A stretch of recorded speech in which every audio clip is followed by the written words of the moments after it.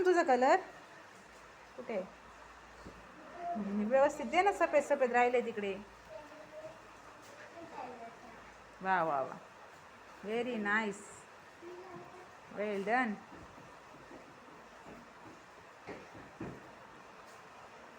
मजा येते कलर करायला. आवडतंय. कशाला कलर करताय. कशाचं चित्र आहे ते.